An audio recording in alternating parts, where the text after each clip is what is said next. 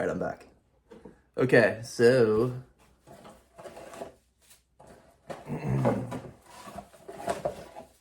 working on this painting. I started it yesterday, I think.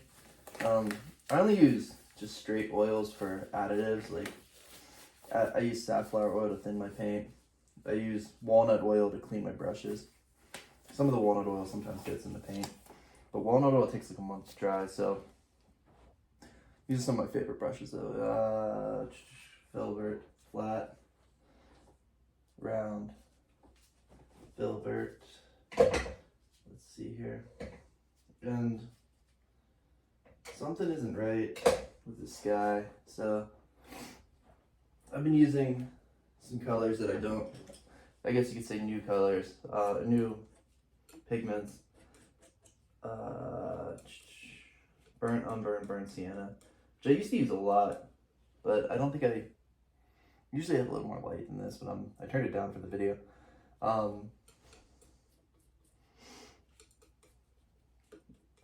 This painting, I'm testing a theory as to whether or not using all transparent or semi-transparent colors in the background, and then a mixture of transparent, semi-transparent, and opaque in the foreground helps with depth.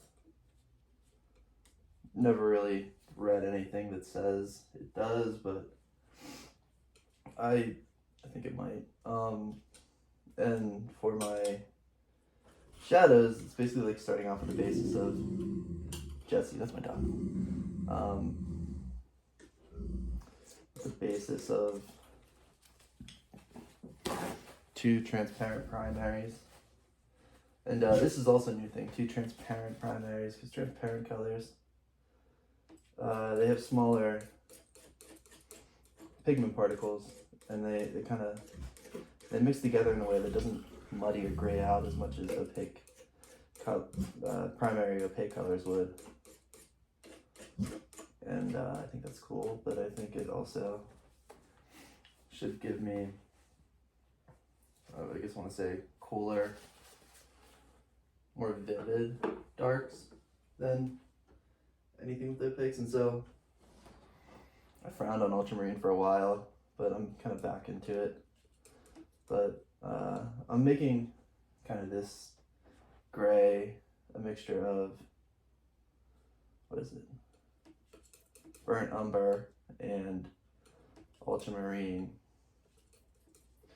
And then I'm coming out in warmth with yellow, Hansa yellow light, and just a smidge of quinacridone magenta to make like a cool orange. I wanted to stay cool because it's in the background. Just see if I can get something that feels about right. I feel like it feels still too light. And I'm working on canvas, so when I'm working on canvas, I like to get sort of big blobs of paint in when I can. I've already done most of that, but do a little bit more of it with these because I'm changing 2 colors. All right, and with the background, I also have to go a lot lighter than typical.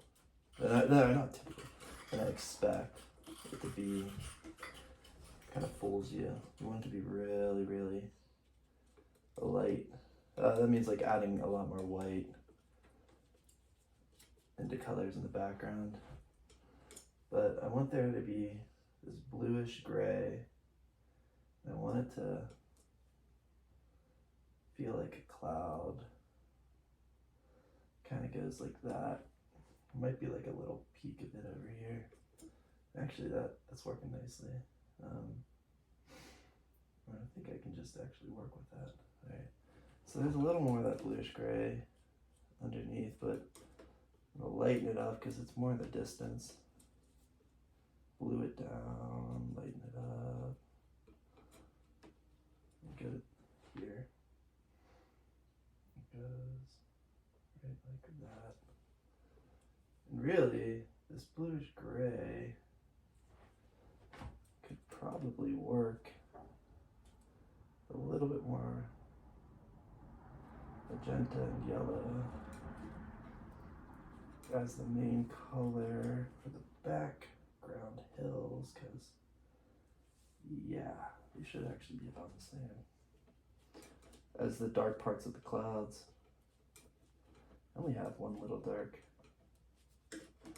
part there, but yeah, they won't match perfectly, but they'll feel like they're part of the same light source if they're mixed real similarly like that. Alright, I like that way better than what I had before. Alright, cool. Alright, now I'm going to come out a little bit with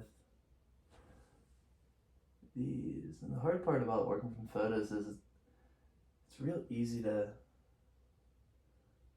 kind of lose really important details. But I think I can make this work. And I don't always work with a knife, but like I said, like when I'm working on canvas and I'm adding big new blotches of color, I feel like it works really well to just add them in with a palette knife rather than, especially if you're going wet into wet, it makes a big difference, rather than a brush.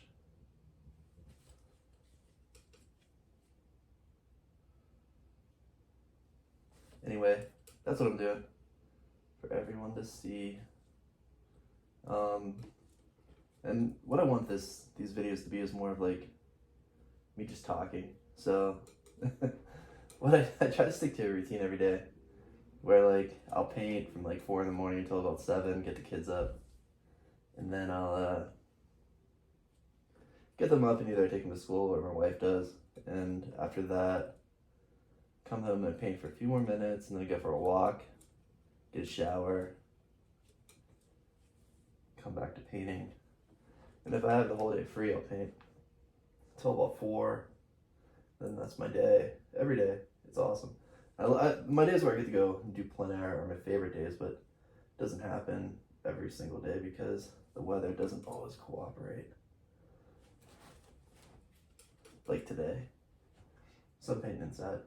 And it's alright. Painting inside is just fine.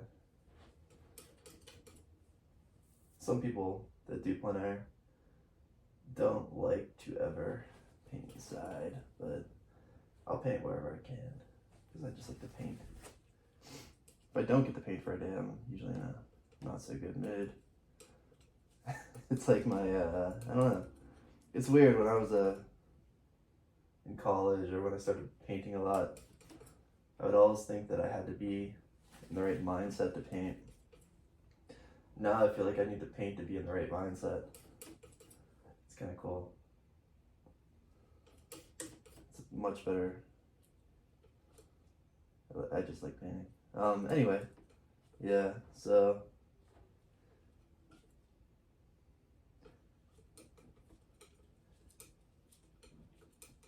Christmas was just around the corner, or just came and went quickly. The kids were home from school for like 2 weeks, and it was rough.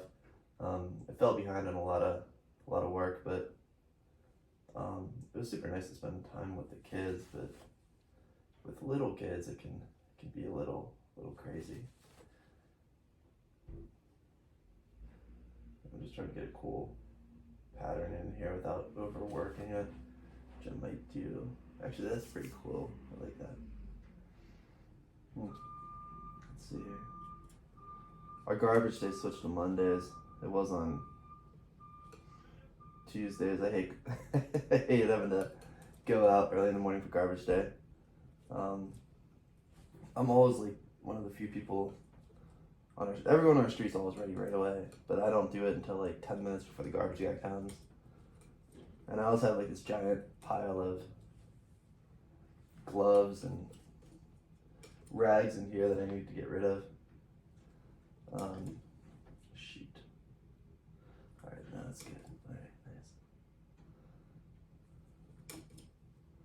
Cool. Nice. Alright. That's actually pretty cool. Alright, that's working.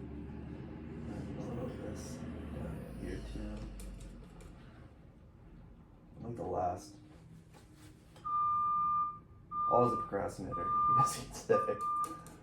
That's fine though. When it comes to painting, I'm pretty disciplined and good about getting this done every day. It's not really something I gotta get done every day. It's just something I do every day. Without it, I'm usually pretty grumpy and miserable. I used to run. I feel the same way about running. It's probably all mental, but it's nice to have something that you just like to do so much that you have to do it. These go like that. Maybe these go like that. Anyway, the kids had a hard time adjusting back to going to school and such. And so we've been dealing with that. But it's getting better now, so. I almost feel like this is getting a bit Bob Rossi though, as one thing I like about the way that I paint, I don't see too many others who paint like this. And I don't know, I just think my paintings are great. So, I mean, I think a lot of other people's paintings are great too, but I like, I just like these like thick applications of paint, and you know that it's a painting. Maybe I shouldn't say that as some cocky. I'm saying to the world on YouTube, 1 million followers. I wonder how many followers I'll get. If I get 1, I'll be happy. That's what we're going for. It's actually kind of nice doing this, but I'm gonna come in with a brush on some of this. So but I kind of need, yeah. I had that part of the chimney that I just really, really liked, but if I don't add in the brush strokes like kind of organically, I'll know, or you'll know, the viewer will know. So I had to just sweep up. And there's a chance, since I'm going so thick, that I can sweep back down. These colors are nearly the same.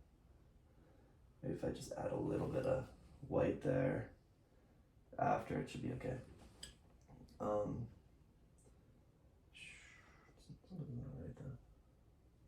Oh yeah, I need like just a little hint of umber in here.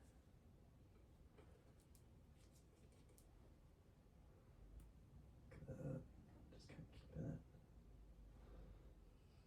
This pattern, it's pretty cool. So, still again, my sky is just like way too not white enough. I said that at the beginning, that I have a tendency to not make them white enough. It's almost like you want the sky to be 99.9% white. About 1% of gray is what you notice.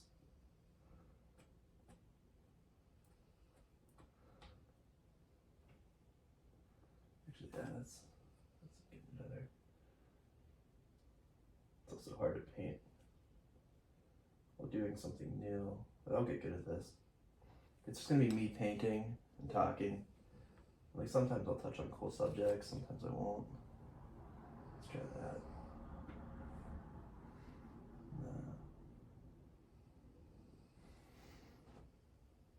Would it be that kind of light poking through? It's too warm. It's gotta be a cool light poking through. Right? 99.9% white. The cool light poking through. So using burnt umber isn't gonna cut it really. I'm gonna get rid of most of that burnt umber. But I'm gonna have to go and probably let's just see here.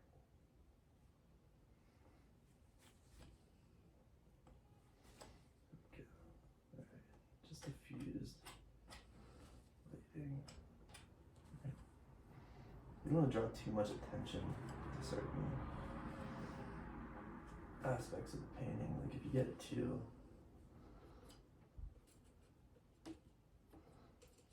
it's really like this one part with a lower value, cooler value is just that's the hard one.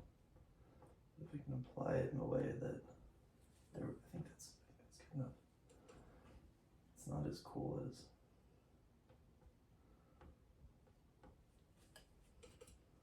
it's not good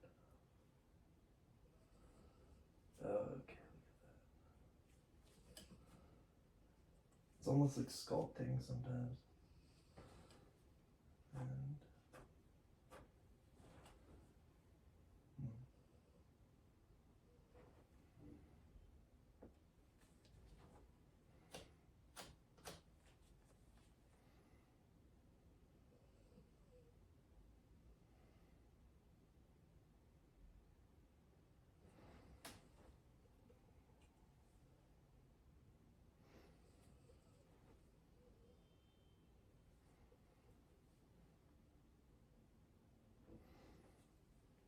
And that's actually a lot better. Cool. Alright. So yeah, I don't think the burnt umber is right for the background like I thought. I had seen another YouTube video of a guy using burnt umber in his clouds, and I was like, that might be a good idea, but I think it's too warm. I think just using the cool, transparent colors is what I should have done. Anyway, so we could try, there was like a eek. No.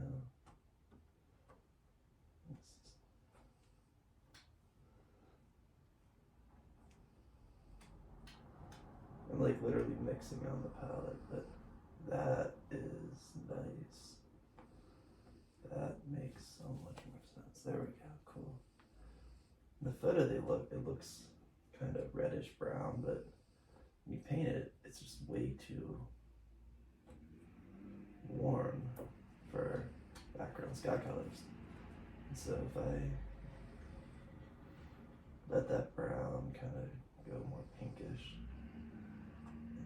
and these go kind of like that, so there's a change in direction there, and then if I let these go more pinkish, they make a whole lot more sense. All right, cool, love that so far. We'll see. All right, so keep on in the pink field. This is gotta be a little pinker. Yeah, that is where it's at. Pink, not pink, magenta. It's magenta. It's more magenta. All right. So now that we've determined that magenta works well, let's we kind of have this gray sky just tipping over us. All right, we have a little more. Yeah, it's like linear gray sky. Just kind of coming over. Get that magenta in there instead of the gray, but we need a lot more white. A lot more white. I'm probably talking so low, I don't even know if anyone can hear me. That's all right. We're at 20 minutes, so I should probably pause this soon. Keep working on my painting, but then I'll come back to the video, don't worry. You won't really know, it'll look like a second, but with the more finished piece. Just want to see. It's crazy how quickly time goes by when you're painting. Yeah. Alright, so those browns that I was seeing, I think they should actually be more magenta. And that's the cool thing about, if you're painting from photo, I mean, I feel like you have a lot more liberty to alter it for composition's sake. Especially because you know the photo's kind of messing up the actual colors. So I don't mind doing that at all. Whenever I'm outside, I like to do better to really document what I'm seeing or feeling or experiencing while painting, but when I'm working from photos, I'm more interested in making a composition that works well. And I guess both have their advantages. I like that way better. Alright, cool. That's actually working better than what I had before. So like this is actually a mixture of some of the old brush strokes that I had on here, and now these new strokes from, I should probably get a little of that magenta in here. These new strokes from this palette knife. And I feel like when you're painting alla prima on canvas, sometimes sort of essentially use a palette knife. Makes such a difference. Yeah, I like that. There's just one little spot here that I'm like, yeah. And it's gonna lightly alter it so it doesn't stick out so much. It's still gonna be there and it's still gonna be a little but so one dangerous thing I'm doing is that I can mess up like the whole flow of what I just did by like going too far or anyway. So also, but the cool thing about this is now I can let this building be in the background without really having to add, like almost like allowing this paint to, this is the cathedral of learning in Pittsburgh too, but without like really having to do too much to the paint because we have a thick coating of paint here. This building kind of stays on that same surface, and I want it to be in the clouds. I want it to feel further away. So I want it to kind of blend in with these clouds. When it does that, it's cool. It makes a interesting effect. But I also don't want to look exactly like the clouds. And there's a couple details on it that I want to have so you know it's a cathedral learning. But I also want, like, you know, you can see these clouds, the color of these clouds kind of reflecting off the building, which is cool. But doing this and like giving it some movement, some feeling is nice. If I just tried to directly paint in that building, I probably wouldn't blend in with the clouds as well or go with the feeling of this painting as well, because you kind of have a mood or a feeling with the painting. Tempo, rhythm. You want it to stay in that rhythm, or at least I do. I want mine to stay in this rhythm. If it doesn't, then you notice. But I can probably get a couple small details in here. There's a chance I can ruin it by doing this, but I don't think I will.